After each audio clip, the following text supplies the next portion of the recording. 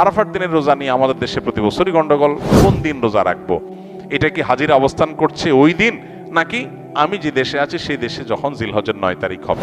আরাফার দিনে বিশেষ আমল সমূহ জানতে চাই। আরাফার দিনে একদিকে হাজী সাহেবদের জন্য আমল, আরেকটা হলো যারা আরাফার ময়দানে নাই তাদের জন্য আমল। যারা হাজী সাহেবরা আরাফার ময়দানে অবস্থান করছেন তাদের জন্য ওই দিনের সবচেয়ে শ্রেষ্ঠ আমল হলো লা ইলাহা ইল্লাল্লাহু ওয়াহদাহু লা শারীকা লাহু লাহুল মুলকু ওয়া লাহুল হামদ ওয়া হুয়া আলা কুল্লি শাইইন কাদির। এটা মহব্বতের সাথে অর্থ বুঝে ধীরে ধীরে বারবার করে পড়তে থাকা, এটা হলো সবচেয়ে বেশি প্রয়োজনীয় কাজ। কেন? কারণ নবী করিম সাল্লাল্লাহু আলাইহি সাল্লাম বলেছেন যে খায়রুদ দুআ দুআউ ইয়াউমি আরাফা, আরাফাত দিনের দোয়া হলো শ্রেষ্ঠ দোয়া। ওয়া খায়রু মা কুলতু আনা ওয়ান নাবিয়্যুনা মিন ক্বাবলি, নবীজি বলেছেন আমি আর আমার পূর্বের যত নবী রাসূল এসেছেন সবাই যত দোয়া আল্লাহর কাছে করেছে এর মধ্যে সবচেয়ে উত্তম হলো এটা, লা ইলাহা ইল্লাল্লাহু ওয়াহদাহু লা শারীকা লাহু লাহুল মুলকু ওয়া লাহুল হামদু ওয়া হুয়া আলা কুল্লি শাইইন কাদির। আল্লাহ ছাড়া সত্যিকারের কোনো মাবুদ নাই।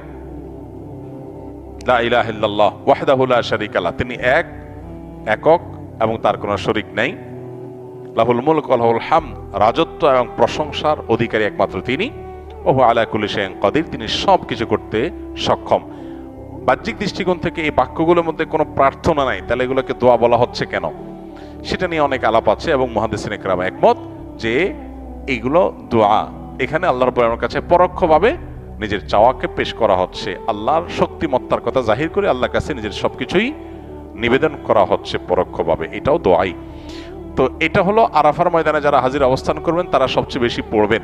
অনেক উলামা একরাম অবশ্য বলেন যে এই দোয়া অর্থাৎ লা ইলাহা ইল্লাল্লাহু ওয়াহদাহু লা শারীকা লাহু লাহুল মুলকু ওয়া লাহুল হামদু ওয়া আলা কুল্লি শাইইন কাদির আরাফার দিনে, আরাফার বাইরে যারা পৃথিবীর বিভিন্ন প্রান্তে গায়রে হাজি যারা আছি তারাও পড়তে পারেন, বরং আরাফার দিনে তাদের এটা পড়া উচিত এবং এ ব্যাপারে অনেকে রেকমেন্ড করেন।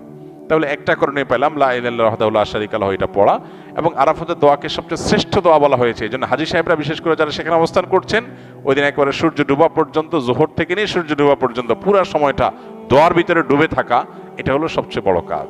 আর যারা আরাফায় নাই, আরাফার বাইরে আছে, যারা হজে যাচ্ছেন না, তারা আরাফার দিনটাতে তারা রোজা রাখবেন। আরাফার দিনের রোজা নিয়ে আমাদের দেশে প্রতি বছরই গন্ডগোল বা মত পার্থক্য দেখা দেয়। কোন দিন রোজা রাখবো? এটা কি হাজিরা অবস্থান করছে ওই দিন, নাকি আমি যে দেশে আছি সেই দেশে যখন জিলহজের 9 তারিখ হবে? তো এটা নিয়ে উভয় পক্ষেই দলিল আছে, যুক্তি আছে, দুই মতেরই সপক্ষে আলেমদের বক্তব্য আছে। সেক্ষেত্রে তুলনামূলকভাবে আমি যে দেশে আছি সেই দেশে জিলহজের 9 তারিখটা হলে সেটাকে